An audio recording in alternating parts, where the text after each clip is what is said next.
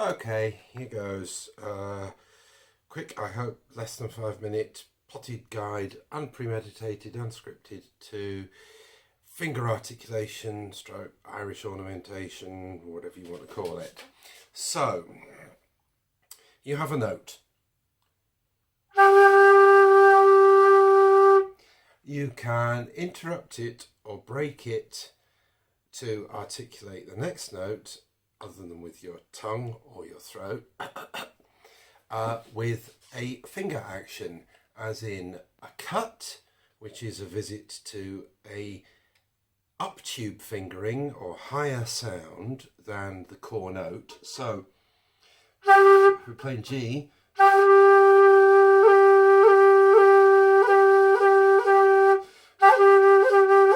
you can hop any of the three fingers involved in it very quickly off and back onto the whole. It is literally a hop. You're not playing a grace note as such in the classical sense. It is simply a break in the sound of the main note, affected by, as quickly as possible, lifting and replacing an uptube finger. It doesn't matter that the pitch of the uptube sound is not particularly relevant. It's not about playing a note as in a classical context where the pitch of the note would matter because it would be part of the harmonic content. That's not completely and totally irrelevant, but it's not the point. And also, in terms of time value, you want to think of this as being equivalent to tonguing, and therefore not having any musical time value. Of course, it has real time value, and its placement in time matters, but it doesn't have a note time value in the way, again, that a grace note in classical music would do.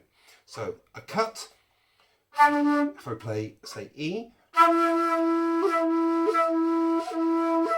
obviously got more choices, but the higher ones don't work as well.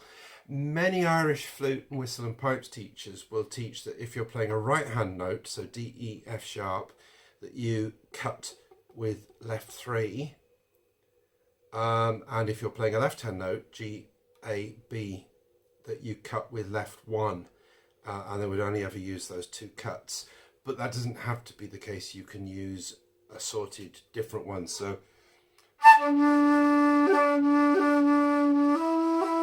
personally, on a D and E, I would tend to cut. It's a leftover from my Jemtheflute days where F sharp would be there, that I cut with right 1 rather than left 3.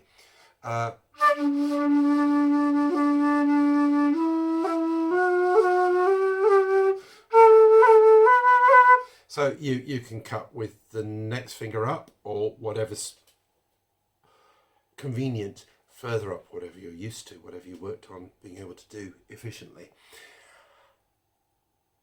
A tap, another way of breaking the main note, is instead of visiting an upper sound, is to visit a lower sound. This would normally, and if you think of the mechanics of a flute, any system of flute, it's going to be the neighbouring one below, because if you leave one open and tap ones further down, they're not going to do anything percussive enough to make a break in the main note. So again, if we start with G,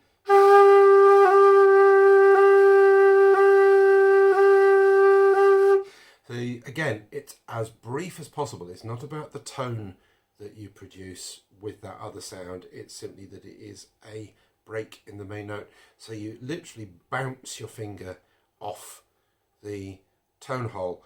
This is one of the reasons why this works better on directly fingered flutes than it does on platter key flutes, where you've got the time that it takes you to push the key down and then release it and the spring to react and so on. You can do it, it works, but it's never quite as crisp as with directly fingered. You can do a 2-finger.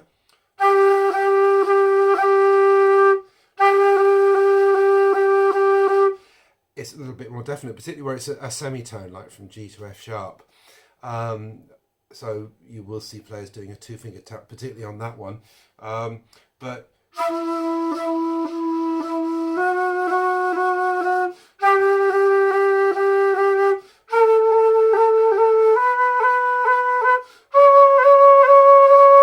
and of course when you're going over the break, things get more complicated. I'm not going to spend time on that right now, but you know, open C sharp, how do you cut, or well, you can tap an open C sharp, but you can't, in theory, cut an open C sharp as if it's a sound above.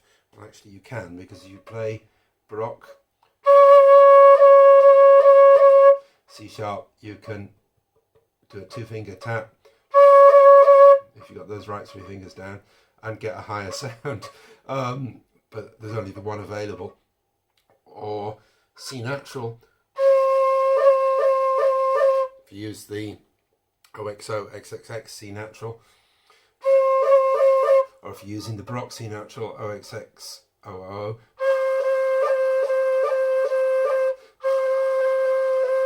See, those don't work, they sound like finger vibrato, but they are finger vibrato. It's one of the reasons for using that fingering, is it gives you a good C natural cut that is actually physically a tap. It's bouncing the finger off the hole. Okay, enough with C sharps and C naturals. So a cut is an infinitesimally short as you can make it, visit to a higher sound, an up-tube fingering, which may not be a theoretical note fingering, because you only ever hop one finger on a chosen hole. That's a cut. A tap is a visit to a down tube fingering, a lower sound. So cut.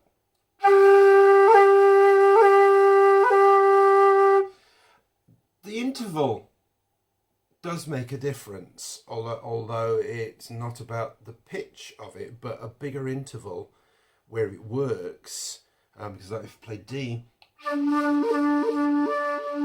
now if you cut left 1 on a D, it kind of just doesn't work. Left 2 is a bit dodgy, left 3 works. But it's not about the actual pitch. A slightly wider interval will have a different effect. As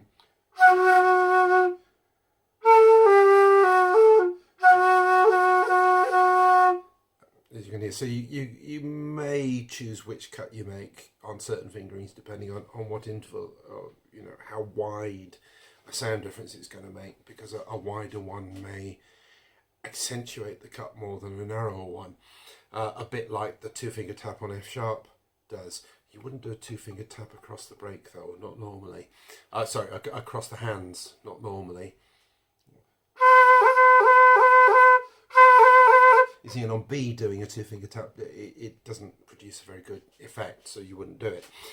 Okay, cuts and taps. So a roll is an ornament on a held note that has a rhythmic value that depends on the context. So its placement within the length of, say, a dotted crotchet in a jig in a 6/8 time signature would be different from its placement on a crotchet or a dotted crotchet in a duple time signature, a reel or a hornpipe. But a roll is a combination of the two previous techniques. So again, if we work on G, you have a G, a held one, because by definition you wouldn't normally do a roll on a quickly passed through note. It's going to be on a sustained or emphasized note that you do a roll, and it is main note plus a cut back to the main note. So that's the 5 elements I mentioned. You go, if I do it in slow motion, you go.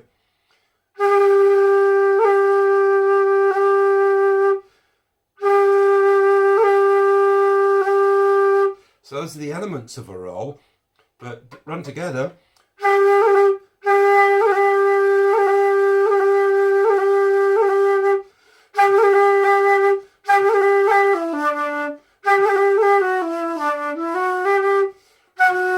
So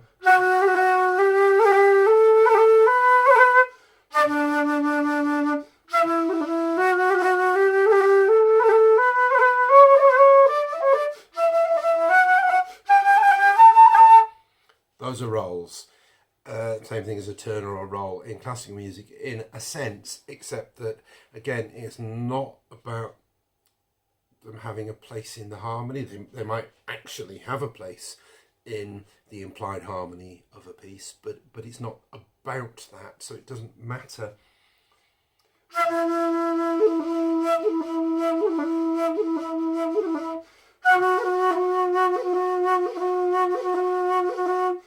And so on. It's still a roll. As I mentioned, where you place a roll within the time value of the written note will depend on the context. Sometimes it will be early in the note.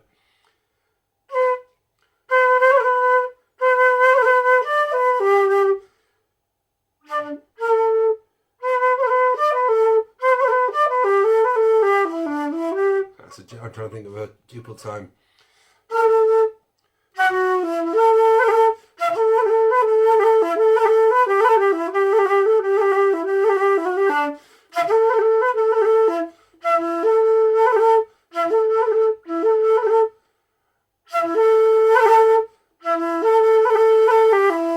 So yeah, it's mostly the difference between jigs and reels as to quite where you place it. There's also what's now a long reel is the 5-element one: note, visit up, note, visit down, note. You will also come across Irish music sources talking about the short roll, which is actually only 4 elements, as in a sound above the main note before you meet the main note. So a short roll would be so it starts on the B, it's a roll on A,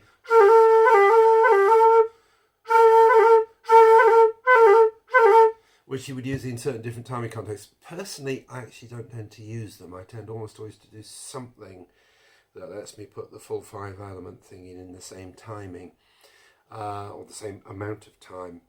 I'm out of order in that versus strict trad technique, if you like. So you've got a short roll, which is 4 elements starting from the note above the core note, and a long roll, which is the full 5 elements starting on the main note. There are other things that you can do to do with starting notes, but I'm not going to go into that at the moment. So cut is a finger hopping above a sound above. Tap is a finger tapping a tone hole below for a sound below.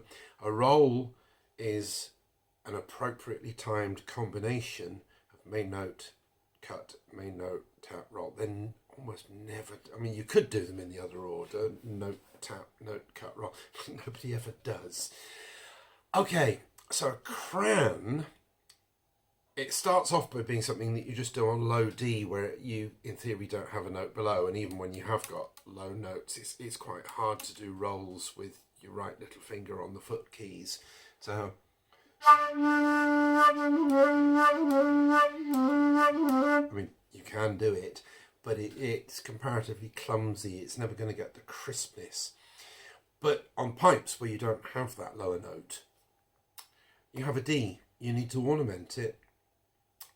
You know, so a sustained note, a longer note, you need to ornament it. How are you going to do it? Well, if you can't have a tap, then we'll have a sequence of cuts. So you start off with having potentially the same timing of 5 elements as in a roll, but instead of a tap you have 2 cuts.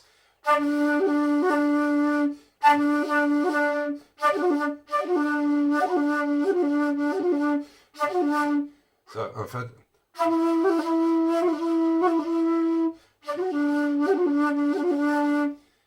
so you can see that you can use that for the same rhythmic effect. But what pipers tend to do, and from their technique flute players, whistle players tend to do, is instead they do 3 cuts in the same timing. So Matt Molloy famously does right 1, right 2, right 1.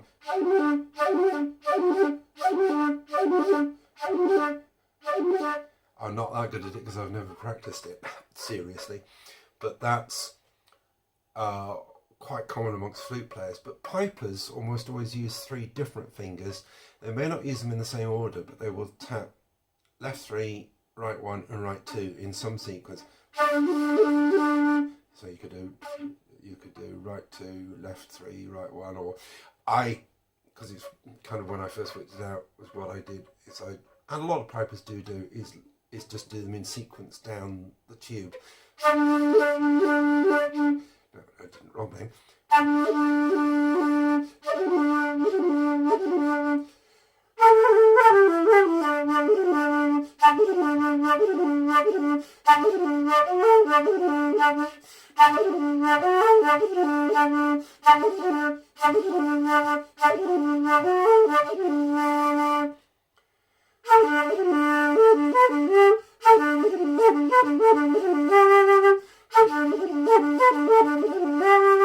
So that's on bottom D. You can also use the same fingering pattern on middle D, but on a flute, that means if you're venting left 1 for your middle D and you cut those 3 fingers, they're going to give you, they actually give you all slightly out of tune C naturals. Instead of giving tonally higher note visits, they're higher on the tube fingerings, but they don't give you a higher sound. They give you a sound just below, but it's actually really nice. You can do it by overblowing a bottom octave crown, so you don't vent left 1 for middle D.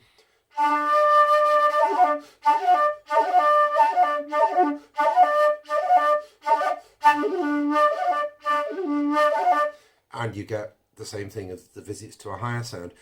But because of the hollow harmonic sound of the overblown low D, it's not as nice a sound, it's not as nice an effect as if you do it on the vented D.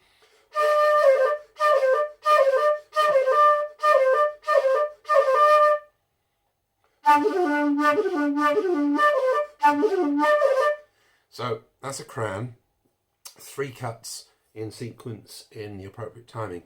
You can do crans on other notes, or you can do double cuts on other notes, and that's quite common. So you just do.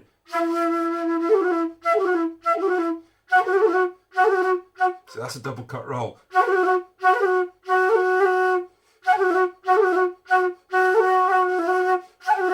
Ordinary roll.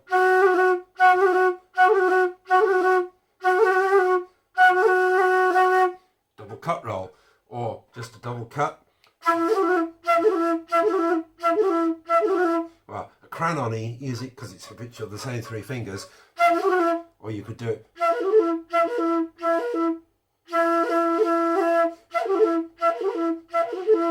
I'm not very practiced at that, and you can do them as far up the scale as you've got enough holes to do it with, and obviously in both octaves. So that's the gist of it.